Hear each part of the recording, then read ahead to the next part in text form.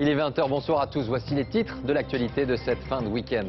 La première fermeture d'une classe dans un lycée en France en raison de plusieurs cas de grippe A. Nous verrons si les premières leçons pour les élèves via Internet sont déjà opérationnelles. Un deuxième soldat français est mort aujourd'hui. Il a succombé à ses blessures et cela après l'explosion vendredi d'une bombe artisanale en Afghanistan. Il est la 31e victime française du conflit depuis 2001. Un week-end politique chargé, université de rentrée de l'UMP, du MoDem et des enjeux différents, vous le verrez. Taxe carbone, nouvelle alliance et puis l'image de la semaine. On verra tout cela dans la chronique politique de ce dimanche soir. Le sport et cela risque d'être compliqué pour l'équipe de France de football. Après son match nul hier soir face à la Roumanie, quelles sont désormais les clés de la qualification pour la Coupe du Monde l'été prochain? Eh bien les réponses tout à l'heure. Nous reviendrons sur la carrière du comédien et humoriste Sim qui nous a quittés aujourd'hui à l'âge de 83 ans. Il était une personnalité populaire de la télévision, du théâtre et de la radio. Enfin le cinéma, le box-office et puis la musique avec le retour de M. Mathieu Chédid sort cette semaine son nouvel album. Il a fallu attendre 6 ans. Il nous expliquera pourquoi tout à l'heure. Il est l'invité de ce journal. À tout à l'heure. Voilà pour les titres de l'actualité de cette fin de week-end et on commence ce journal par cette première. Quelques jours seulement après la rentrée scolaire, les élèves d'une classe d'un lycée resteront donc demain chez eux. Plusieurs de leurs camarades ayant contracté la grippe A. Il s'agit d'une classe du lycée d'Arsonval à Saint-Maur. Alors combien de temps tout cela va durer? Vont-ils pouvoir suivre leurs cours à distance via Internet comme prévu? Voilà des questions qui pourraient concerner beaucoup de monde dans quelques temps. Anne Guéry, Yann Moine et Arnaud Jacques. Regardez. 8 élèves touchés par la grippe A sur un effectif de 36. Du coup, c'est toute la classe de première ES qui est suspendue pendant 7 jours.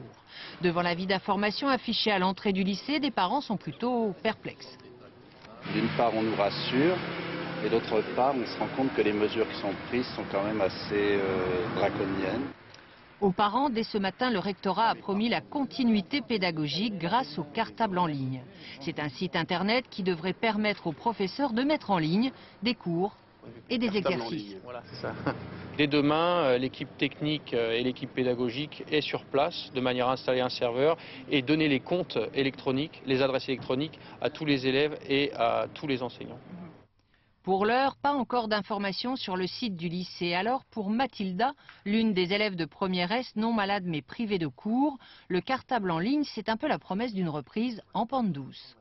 Pour ceux qui veulent s'y mettre rapidement, c'est un bon moyen de commencer l'année peut-être un peu plus en douceur. Le problème, il faut que chaque enfant, chaque élève soit très autonome et responsable. Et donc, vous pensez qu'elle va le suivre, le cours? Oui, rapidement, je pense. Le site sera-t-il opérationnel dès demain? Les élèves seront-ils suffisamment responsables pour travailler seuls? Autant de questions pour un dispositif qui va être testé pour la première fois.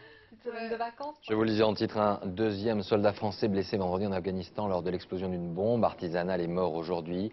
Il avait été transporté en Allemagne dans un état très grave. Il était comme la première victime, membre d'une 3e RIMA de Vannes. Émotion sur place avec Romuald Bonan et Gabriel Camilla. Le caporal-chef Thomas Roussel du 3e RIMA de Vannes n'a pas survécu à ces graves blessures. Brûlé à plus de 90% lors de l'explosion vendredi matin, le jeune militaire de 30 ans parti fin mai en Afghanistan est mort ce matin dans un hôpital allemand. Le deuxième décès après celui du caporal Naguin, 24 ans, mort lui sur le coup. Il était très gravement blessé dès le début. Oui, à la fois nous attendions au pire et comme toujours on gardait espoir qu'il puisse survivre et se battre. Dans le village de la Trinité-sur-Zur où le militaire résidait depuis peu, on craignait la mauvaise nouvelle. Un déchirement pour le maire de la commune, resté étroitement en contact avec l'épouse du soldat qui doit accoucher prochainement. Elle est fière de lui parce qu'il est militaire, c'est ce qu'il voulait faire. Malgré les larmes, malgré tout, bon, c'est bien. On ne peut qu'admirer une femme et l'homme en même temps qui a laissé sa vie pour la France quand même. Depuis début août, c'est le 3e militaire du régiment Vantais tombé en Afghanistan. Alors dans la région, comme ici à Saint-Avé, où plus de 100 résidents sont des militaires partis en opération, l'inquiétude est palpable. On a surtout une pensée pour eux, on espère qu'ils vont bien et que s'ils nous entendent de là-bas, on pense à eux, on les soutient. On sent des familles inquiètes et pour être allé voir l'épouse d'un grand blessé hier, je sais combien c'est difficile de ne pas avoir des nouvelles. De leur côté, les 8 autres militaires français blessés sont en cours de rapatriement vers des hôpitaux militaires parisiens et selon nos informations, malgré leurs brûlures parfois graves, tous sont hors de danger. Dans l'actualité de ce dimanche, faisons le point ce soir sur la situation au Gabon. Les heurts à Port-Gentil, la capitale pétrolière du pays, ont fait officiellement 3 morts. Des heurts qui ont éclaté après l'annonce de la victoire du fils d'Omar Bongo à l'élection présidentielle. Notre équipe a pu se rendre sur place. Elle y a recueilli, vous allez le voir, les témoignages de la population, mais également de la communauté française. Reportage Dominique Derda, Frédéric Ranquier, Sylvain Barral. 3 jours qu'il n'y a plus de pain à Port-Gentil, alors quand l'une des boulangeries finit par rouvrir ses portes dans le quartier populaire de Grand Village, la file d'attente s'étend sur des centaines de mètres. Après les pillages, le gouvernement craignait des émeutes de la faim. La gendarmerie a donc pour mission de protéger les commerces d'alimentation. Ici, rares sont les magasins qui ont été épargnés. C'est parce qu'ils ont cassé la prison. Et je constate que ceux qui continuent à manifester sont les prisonniers. Qui ont été libérés par la foule. Voilà. Les violences ont commencé jeudi à l'annonce de la victoire d'Ali Bongo. Port-Gentil est un bastion de l'opposition. C'est surtout le cœur économique du Gabon, sa capitale pétrolière, et la France y a de gros intérêts. Le consulat a vite été incendié, tout comme des bâtiments appartenant à Total. Car ici, c'est Paris qu'on accuse d'avoir voulu imposer son candidat à la présidence. Nous avons voté, nous avons choisi, vous avez contre-choisi. Vous pensez que c'est la France qui a manipulé les élections? La France à l'origine. Les Français, depuis le premier jour, ont déserté le centre-ville. Certains ont été évacués, la plupart se sont repliés dans des quartiers protégés. Pour se soutenir mutuellement, ce dimanche après-midi, beaucoup se retrouvent dans cet hôtel. Il y a l'armée gabonaise, il y a la police gabonaise et puis il y a le camp militaire français qui se trouve juste derrière l'hôtel là. Donc ici, vous vous sentez en sécurité? Ouais, on va dire ça. Bien malin qui peut dire aujourd'hui quand le calme reviendra. Dès la tombée de la nuit, Port-Gentil se vide de 8 h du soir à 6 h du matin. C'est le couvre-feu, interdiction formelle de sortir dans la rue. L'armée et la police ont ordre de tirer à vue. La chronique politique de ce week-end. Bonsoir Mickaël Darmon. Alors un week-end chargé, et que faut-il retenir tout d'abord des 2 universités de rentrée, du MoDem et de l'UMP, 2 lieux et 2 enjeux différents? Il y avait beaucoup de sujets, hein, taxe carbone, alliance avec le PS, élections régionales. Il fallait de toute façon persuader les militants qui n'étaient pas venus pour rien. Donc on regarde le sujet de Valérie Astruc et Alix Bouillaguet avec Emmanuel Morel et Alexis Fischer. On se retrouve après, regardez ça. De la Grande Motte à Seignos, ils avaient la même feuille de route, convaincre. François Bayrou, convaincre ses militants désorientés. Oui, mais oui, non, oui, mais je ne sais pas. Pour le moment, je ne sais pas. Moi, je fais partie, je suis un artisan. Quand c'est clair. On y va ou on n'y va pas. Militants désorientés par la main tendue à la gauche. Il n'y a pas de ralliement. Il n'y a pas d'alignement. Je l'ai déjà dit en d'autres temps, et ailleurs, et à d'autres. Si vous pensez tous la même chose, c'est que vous ne pensez plus rien. Xavier Bertrand aussi veut convaincre que l'ouverture à gauche, c'est bon pour l'UMP. L'UMP qui acclame Frédéric Mitterrand. Mais quand c'est le MoDem qui fait les yeux doux à la gauche, c'est une autre histoire. C'est pas une stratégie à gauche toute, c'est une stratégie sauve qui peut. Plus exactement, je me sauve où je peux. Enfin, François Bayrou veut convaincre Martine Aubry. La patronne du PS a posé des conditions au rapprochement des 2 partis. Réponse: eh bien, Madame Aubry, je n'ai aucune preuve à faire. Vous n'êtes pas chargée de contrôler les papiers. Vous n'êtes pas chargée de vouloir faire rentrer tout le monde dans le rang. Enfin, à l'UMP, il fallait faire taire la cacophonie sur la taxe carbone. Sinon, M. Borloo, la taxe carbone, convaincre que sur le sujet, Nicolas Sarkozy n'a pas désavoué son Premier ministre. Ceux qui confondent le prix de la tonne de carbone avec un baromètre des relations entre le président de la République et le Premier ministre vont en être pour leurs frais. Côté UMP, la taxe carbone, son montant et ses modalités seront tranchés jeudi à l'Elysée. Côté François Bayrou, pas de rencontre au sommet prévue avec Martine Aubry. Le centre préfère laisser du temps au temps. Alors Mickaël, on tentera souvent le dimanche de donner quelques indiscrétions, décrypter les images. On en a choisi une cette semaine, c'est celle du président de la République qui a juste traversé une rue, mais une rue symbolique. Oui, vous savez, le problème quand on est président de la République, c'est qu'on ne peut pas être ministre de l'Intérieur. Vous savez qui dit ça?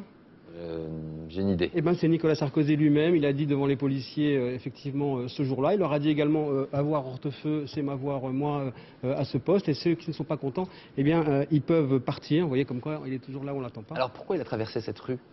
Tout simplement parce qu'il faut remettre la marque Sarkozy sur le terrain de la sécurité. C'est ce qu'il a fait gagner en 2007, c'est son logiciel, sa marque de fabrique.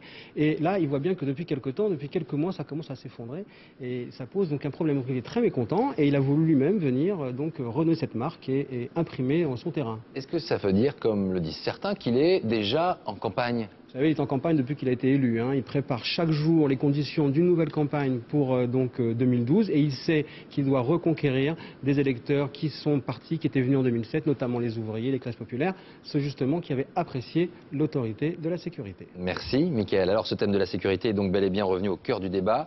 Face aux mauvais chiffres de la délinquance, Brice Hortefeux parle aujourd'hui de tolérance zéro dans le journal du dimanche. On l'a vu, tolérance zéro pour les délinquants, mais également pour les forces de l'ordre. Preuve en est, une note que nos confrères du Parisien révèle aujourd'hui. Regardez, Pierre Monégier, Loubna Nanaki et Claire-Marie Denis. Les chiffres de la délinquance sont mauvais et Brice Hortefeux l'a dit et répété toute la semaine. Il entend bien redresser la barre. Tolérance zéro et pression maximum. L'ordre a été donné au préfet, mais la consigne est déjà appliquée sur le terrain. Comme en atteste cette note rédigée par un commissaire de l'ouest de la France. L'activité de la BAC nuit ce week-end a été nulle, écrit-il. Cette attitude commence à agacer sérieusement le directeur. S'ils ne réagissent pas, nous allons le faire à leur place. Des pressions, des menaces que dénoncent la plupart des syndicats de police. Non seulement vous avez une pression d'un côté qui est hiérarchique, avec une obligation de résultat effectivement, et d'un autre côté vous avez la pression aussi parce que nos concitoyens aussi attendent des policiers justement d'avoir cette sécurité au quotidien aussi. Donc c'est pas toujours évident, ils sont entre le marteau et l'enclume parfois. D'autres syndicats vont jusqu'à remettre en cause le culte de la statistique. Une obsession du chiffre qui conduirait selon eux à privilégier la quantité sur la qualité. Il vaut mieux faire 3 fois 100 grammes de shit plutôt qu'une fois 3 kilos de la même substance, puisque d'un côté ce sera 3 interpellations et 3 affaires résolues, et de l'autre côté ça ne fera qu'un bâton dans les cases statistiques à remplir. Quoi qu'il en soit, policiers et gendarmes devront présenter de meilleurs résultats à la fin de l'année. Le ministre de l'Intérieur leur a donné 3 mois pour infléchir la tendance avec 2 priorités, la lutte contre les cambriolages et celle contre les violences faites aux personnes. 20 milliards d'euros de déficit, c'est l'état des finances de la sécurité sociale. Et le gouvernement réfléchit depuis quelque temps déjà à combler ce vide. Apparemment, l'une des solutions passe par de nouveaux médicaments non remboursés, mais aussi par une hausse du forfait hospitalier qui passerait de 16 € par jour à 20 €. Romain Boutilly. Une facture plus lourde pour les patients. Le forfait hospitalier pourrait passer de 16 € aujourd'hui à 20 € l'année prochaine, 25% de hausse du jamais vu. C'est l'une des pistes de réforme envisagées ce soir par le gouvernement. Ça peut paraître important, mais je le répète, mais relativement, c'est quand même une somme modeste que 20 € par jour pour être accueilli dans un établissement. Le forfait hospitalier est à la charge du patient. Une dépense en général remboursée par les mutuelles, mais cet après-midi, pour les premiers concernés, la pilule a du mal à passer. J'ai la chance d'avoir une mutuelle qui prend une grosse part en charge, mais c'est lui qui n'en a pas. Comment il fait pour payer? Déjà, on n'a pas grand-chose s'il nous arrive un problème, alors si en plus ça augmente, les soins, on ne pourrait même pas se permettre de les payer, quoi. Une thérapie de choc, car en 2010, le déficit de la sécurité sociale pourrait atteindre un niveau record de 20 milliards d'euros. Pour réduire les dépenses, d'autres mesures sont envisagées. Exemple, la baisse du remboursement de certains médicaments, comme le paracétamol. Pour l'heure, Luc Châtel, le porte-parole du gouvernement, assure qu'aucune décision n'a été prise. Ce sera au Parlement de trancher le mois prochain. Nous ferons le point sur la météo tout à l'heure, mais le début de semaine, vous le verrez, sera beau et chaud. C'était déjà le cas aujourd'hui, par exemple à Biarritz, sur la côte basque, où il a fait 29 degrés. Résultat, 75% des hôtels étaient occupés ce week-end. L'occasion de faire le point ce soir sur ce coup de pouce économique que constituent les jolis week-ends de septembre. Francis Mazoyer et Philippe Dumail. À Biarritz, on dirait que le temps s'est arrêté. Comme en plein été, 29 degrés au thermomètre. Mais sur la plage, la clientèle a changé. Des couples sans enfants, des retraités et de nombreux touristes étrangers. J'adore le soleil, mais il fait vraiment trop chaud pour ma peau et je veux pas devenir tout rouge. Pas trop chaude, mais agréable. Et le vague? Ah, les légendaires vagues de Biarritz. On vient de très loin pour les dompter.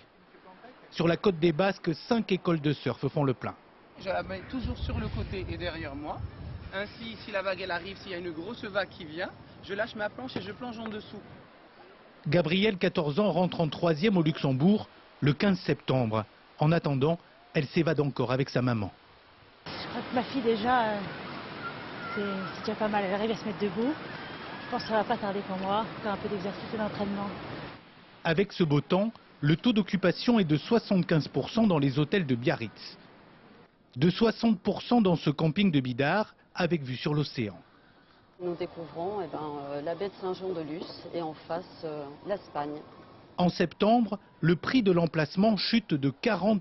Pourquoi ne pas profiter des mêmes prestations à un prix beaucoup plus attractif et qui permettra aussi aux gens de peut-être se permettre des à-côtés qu'ils ne pourraient pas se permettre pendant la pleine saison. Le bilan de l'été sur la côte basque n'est pas encore connu, mais août a été bien meilleur que juillet, selon les professionnels du tourisme. Avec une météo au beau fixe la semaine prochaine, septembre devrait surfer sur la même vague. Les Russes aiment la Côte d'Azur et le phénomène n'est pas nouveau. Seulement cette fois, un groupe d'investisseurs a choisi d'aller un peu plus loin en se créant, vous allez le voir, un domaine exclusivement réservé à des milliardaires. Alors comment réagit-on sur place? Eh bien, plutôt bien, en tout cas pour le moment. Près de Nice, à Entrevaux, Olivier Théron et Raymond Chaplard. Pour l'instant, c'est un morceau de nature vierge. Une réserve de chasse de 400 hectares qui surplombe la vallée du Var. Un groupe d'investisseurs moscovites a tout racheté en 2006 pour y bâtir un village de milliardaires à 1 heure de Nice. Signe des temps, les Russes non plus ne veulent pas de bling-bling, mais plutôt du méditatif. C'est Jean-Michel Villemotte qui a conçu le projet, une 60aine de villas en pierre sèche, un lieu pour oublier les tracas de la jet-set. Ce sont des gens qui ont envie d'avoir peut-être des vacances plus familiales, plus en retraite, qui sont plus de sérénité, un retour à la nature. Si vous voulez, c'est une très grande sophistication, si vous voulez, de retourner à la nature plutôt que d'être dans certains palais et palaces en bord de Riviera, si vous voulez. Le projet qui avoisinerait les 200 millions d'euros comprendra aussi un hôtel de grand luxe, des écuries et même une ferme pour que les oligarques retrouvent le goût de l'authentique. Le domaine, lorsqu'on se déplace en hélicoptère, est idéalement placé entre mer et montagne. On est sur la route de Courchevel, donc c'est un carrefour. Et ce qui est attractif ici, c'est la nature. Voilà, qu'on s'est engagé à respecter absolument. Christian Gatti, le maire de Val-de-Chalvagne, 62 habitants répartis sur 4 hameaux, est enchanté par le projet. On lui a parlé de 300 emplois directs, plus les retombées. Ce projet sera quand même sous le contrôle de l'État, de la DDE et de tous les services. Et je ne pense pas que ce soit un parc d'attractions. Ça apportera par contre, la clientèle, si elle est fortunée, apportera nécessairement et obligatoirement un plus dans les vallées. Du projet à la première pierre, outre les millions de roubles nécessaires, il faudra passer le contrôle des permis de construire. L'ouverture du domaine ne se fera pas avant 4 ou 5 ans. Il est 20h16 à suivre dans un instant notre grand format étonnant qui vous fera découvrir en Chine un camp de redressement destiné aux enfants qui ont une addiction aux jeux vidéo. Déception mais pas résignation, l'équipe de France de football peut encore disputer la Coupe du Monde en Afrique du Sud. Nous verrons comment. Enfin M comme Mathieu Chédid, le prince de la pop rock française est notre invité. Il nous présentera son dernier album. Mais avant cela donc, si votre enfant est accro à Internet ou aux jeux vidéo, appelez-le et approchez-le de la télévision. Il risque d'être étonné. Car en Chine, afin de désintoxiquer les adolescents, on emploie des méthodes quasi militaires, un camp de redressement, pas comme les autres. C'est le grand format de ce dimanche, direction Pékin, avec Samasoula et Sylvain Guillaume. Un seul coup de sifflet suffit, même s'il est 6 h du matin. Dans le camp, on ne badine pas avec le règlement. Allez, debout. Difficile, mais c'est pour cela que leurs parents paient cher, 30 € par jour. Quelques minutes pour enfiler la tenue militaire de rigueur, faire sa toilette et se présenter au rapport. Malgré les apparences, ces ados n'ont pas rejoint l'armée. S'ils sont au garde à vous, c'est pour soigner leur goût trop prononcé pour Internet et les jeux vidéo.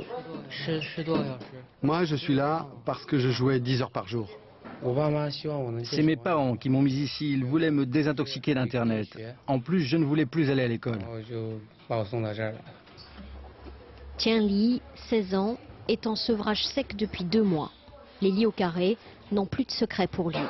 À la maison, il passait 7 à 8 heures par jour devant l'écran. Plus d'amis, plus de communication avec les parents. On doit ranger comme ça tous les jours, c'est obligatoire, comme à l'armée. Une fois rentré chez moi, je devrais faire pareil. Ces enfants, uniques en majorité, expliquent qu'Internet c'est l'évasion, le refuge dans un univers familial qui les étouffe. Enfermés à clé dans ce camp, c'est de force qu'ils doivent abandonner leur addiction. Bien sûr que je pense au jeu ici. Le truc, c'est que ce n'est pas possible. Mais quand je joue, j'ai le sentiment de réussir en battant les autres. J'ai un sentiment de conquête. Avant tout, la discipline. Exercice physique et séances avec des psychologues. Âgés de 13 à 18 ans, ces drogués du net peuvent rester jusqu'à 3 mois. Certains parents, que nous n'avons pas été autorisés à interroger, choisissent d'être internés sur place pour participer à la thérapie. Ici, au-delà de 40 heures de net par semaine, l'addiction est considérée comme une maladie mentale. C'est unique au monde. Le médecin du camp, spécialiste en alcoolologie, défend vivement cette thèse. Quand on traite ces accros du net avec des médicaments, il ne s'agit pas de médicaments contre Internet. En fait, on traite des désordres comme le déficit d'attention, l'hyperactivité ou la dépression qui les conduisent à cette addiction. Ce seraient donc ces désordres qui conduiraient 10 millions d'adolescents chinois à la dépendance au net. Le succès des camps est réel, mais pas sans dérive. Appât du gain, ignorance, certains n'ont que la violence pour méthode. Sur ces images tournées clandestinement, un adolescent est traité par électrochoc.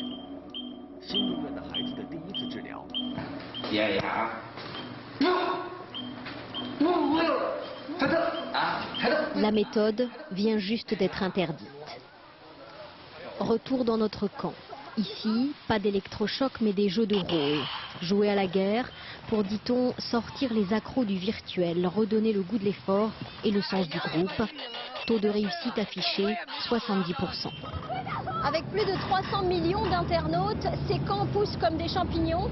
Les autorités ont pris conscience des risques de dérive et elles cherchent à mettre en place un protocole de traitement pour accros du net. Mais la question est loin de faire l'unanimité dans le monde médical. Voilà pour ce grand format. Un hommage maintenant, hommage à un personnage de télévision, de théâtre et de radio. Le comédien et humoriste Sim s'est éteint aujourd'hui à l'âge de 83 ans. Il était une figure populaire. Portrait et réaction avec Christophe Hérault. Sim, aux côtés de Victor Lanoux, c'est Louis la Brocante et toujours cette gueule, pas comme les autres. Quelle surprise! Il le disait lui-même. L'erreur est humaine, la preuve, regardez-moi. Découvert dans les années 50 dans les émissions de Jean Nohain, il est le fantaisiste de cabaret qui passe à la télé. Qu'est-ce qu'il dit le bonhomme? J'aime pas les roses au grindon. Son rôle fétiche, la baronne de la tronche en biais. Et il devient populaire pour ses travestissements ornés de mimiques et de gags visuels. Donnez du goût. Pourquoi faire? Je tire. À la radio, il deviendra le pilier des grosses têtes, aux côtés de Stéphane Collaro, Léon Zitrone ou Jacques Martin, sous la houlette de Philippe Bouvard. C'était une des vedettes. Il n'aimait pas ce mot-là, mais il méritait d'être appelé ainsi. Une des vedettes les plus proches du grand public. Jolie petite libellule, on ne peut pas s'apprivoiser. Son évocation de la libellule restera son tube. Il est décédé à l'âge de 83 ans après une carrière de comique populaire. Faites pour vous échapper. Le sport maintenant, ils sont déçus et nous sommes déçus. Les joueurs de l'équipe de France et les amateurs de football espéraient légitimement une victoire dans la course à la qualification pour la Coupe du Monde hier soir face à la Roumanie. Mais le résultat, c'est un match nul qui pourrait coûter cher à beaucoup de monde. Manuel Tissier et Mathieu Birden. L'horizon français est un peu bouché. Ce matin, les Bleus se sont réveillés encore plus loin de la Coupe du Monde. Entre l'entraînement et les soins, ils ont pu potasser le classement des éliminatoires. Deuxième à 4 points de la Serbie, la France, même en gagnant ses 3 derniers matchs, n'est pas sûre de voir l'Afrique du Sud. Des moments ça roule et puis des moments ça roule pas et nous, en ce moment ça roule pas trop. Hier soir contre la Roumanie, le ballon a trop souvent roulé à côté. Pas loin du but, mais pas dedans. Malgré une superbe première mi-temps, les Bleus n'ont trouvé l'ouverture qu'une seule fois, par Thierry Henry. Mais 7 minutes plus tard, les Roumains égalisent, grâce à une déviation malheureuse de Julien Escudé. Bon match, mauvais résultat. Mercredi, les Français peuvent revenir talonner la Serbie. La qualification directe est encore possible, mais il faudra d'autres vertus. Ça sera un combat, donc il faudra être prêt. Les premiers duels seront importants. Essayer de ne pas se faire bouger. Pour passer en tête, la France doit gagner impérativement à Belgrade et espérer un faux pas de la Serbie dans les 2 dernières rencontres. Sinon, les Bleus joueront leur place mi-novembre, en barrage, sous haute tension. On va maintenant parler musique avec vous, Mathieu Chédid alias M. Merci d'être avec nous, bonsoir. Bonsoir. Un mot de football, vous aimez ça le football? Vous y croyez encore à la qualification de l'équipe de France? J'ai une vision plus poétique du football, mais je pense à Vicente Lizarazu, un ami qui m'a fait vivre son dernier match. Et c'était une émotion hyper forte. Oui, parce que d'imaginer comme ça qu'on a une passion et qu'on programme comme ça un jour, le jour J comme ça, la dernière fois. On tourne la page. Une sorte de dernière fois comme ça, c'est assez impressionnant. Alors on va regarder et surtout entendre et écouter votre dernier album. Ça s'appelle Mister Mystère, c'est le nom de l'album donc. On voit cela avec Christophe Ferraud et Tristan Lebras et on parle de tout cela juste après. Regardez. Depuis 1997, il y a Mathieu Chédid et M, une initiale pour 2, un personnage et un chanteur. Et aujourd'hui, il est... Toujours M. M, c'est mon côté spectaculaire.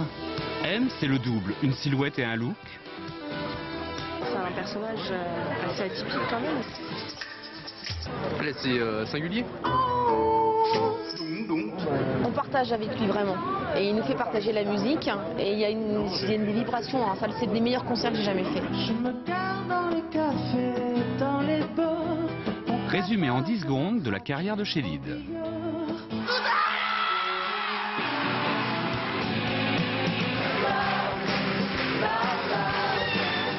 Du Soldat Rose à la complicité musicale avec Vanessa Paradis, 10 ans de guitare virtuose et électrique, de composition flamboyante. Ce 4e album est plus intime, plus sombre, du noir et blanc en compagnie de la tribu Chédid, Anna et Joseph, frères et sœurs. Et entre eux, des souvenirs d'enfance. On a quand même 15 et 16 ans de différence avec Matt. Et quand on était petits, on voyait presque plus Mathieu dans notre quotidien que notre père. Le père, bien sûr, c'est Louis Chédid. Donc il nous chantait ses chansons comme petite berceuse et on s'endormait avec Joseph, je me souviens très bien.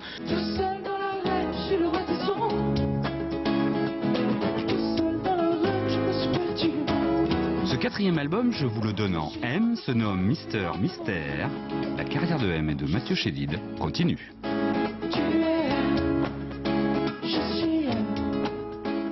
Voilà, une histoire qui continue, Mathieu Chédid. Plus d'1 million d'exemplaires vendus de votre dernier album, Qui de nous deux? Ça vous met pas une petite pression pour celui-là? Oui, c'est-à-dire que j'attends pas forcément les ventes d'albums, mais plutôt de vivre un moment, une expérience. Donc là, effectivement, j'affiche une couleur, quoi, plutôt noir et blanc, mais c'est l'idée de se renouveler aussi. Mais voilà, moi je crois que j'ai une obsession plutôt artistique. Donc voilà, j'ai pas peur de ça. Comment vous expliquez que sur scène vous soyez un peu, allez on va le dire, un peu déjanté et finalement dans la vie un peu timide? C'est ça le double visage, c'est ça le M? On se cache derrière des masques aussi? Oui, c'est-à-dire que je m'aperçois que quand je suis sur scène, je me sens beaucoup plus libre, quoi. Et puis surtout à travers ma guitare, à travers la musique, cette vibration-là.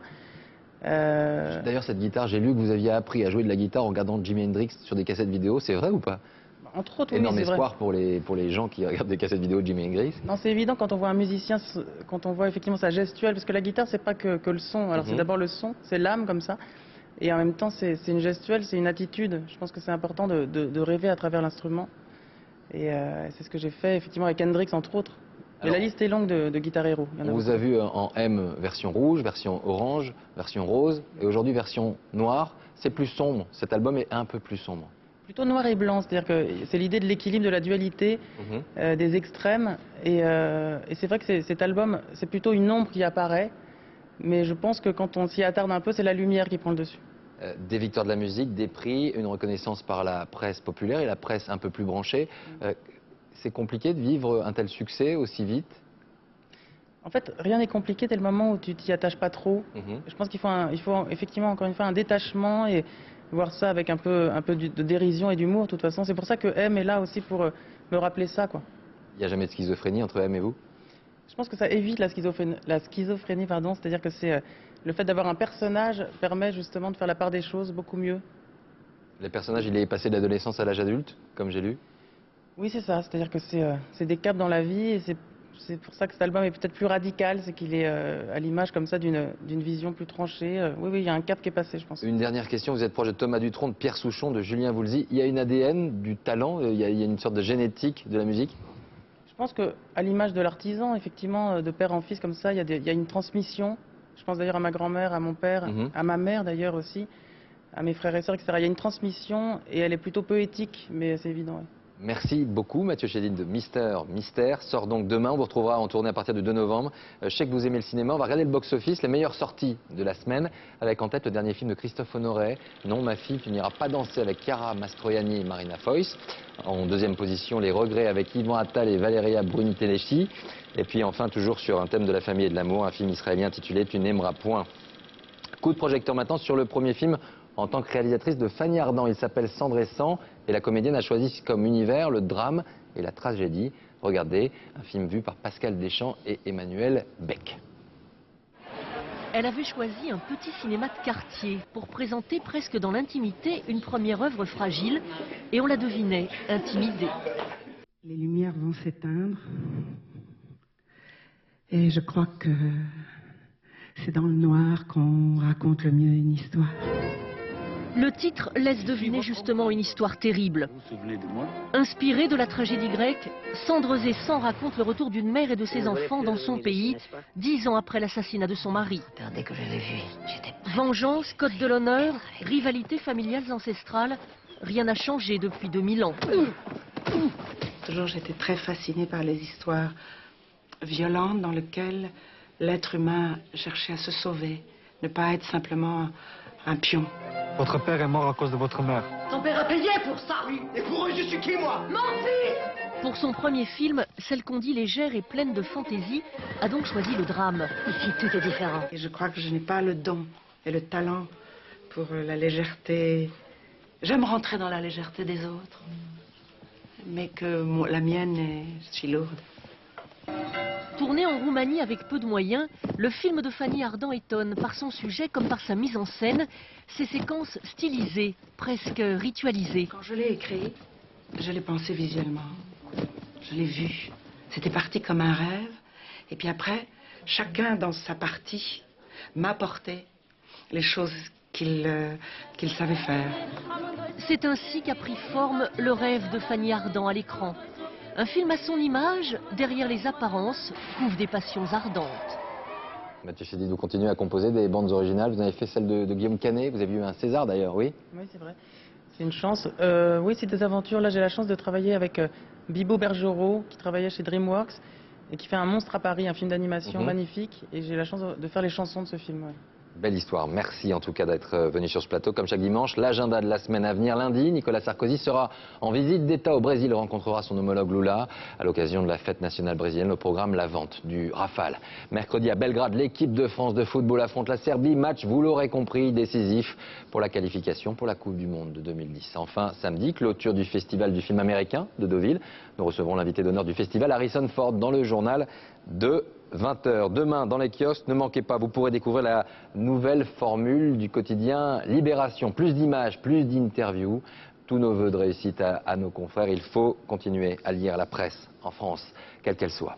Avant de se quitter, je vous rappelle l'une des informations de ce dimanche, c'est la fermeture pour une semaine d'une classe dans un lycée de Saint-Maur en région parisienne. La raison de tout cela, plusieurs cas de grippe A. C'est une première en France. Les élèves de cette classe devraient pouvoir poursuivre leurs cours via Internet et cela durant 7 jours. Affaire à suivre, bien évidemment. Voilà, fin de cette édition. Merci à vous pour votre fidélité tout au long du week-end. Tout de suite la météo, Nathalie Riouet, 20h35, une jolie comédie et un joli duo, Audrey Tautou et Gad Elmaleh dans Hors de prix. L'information demain dès 6h30, vous retrouverez Sophie Le Saint, 13h Élise Lucet, 20h David Pujadas. Belle semaine à vous. Merci.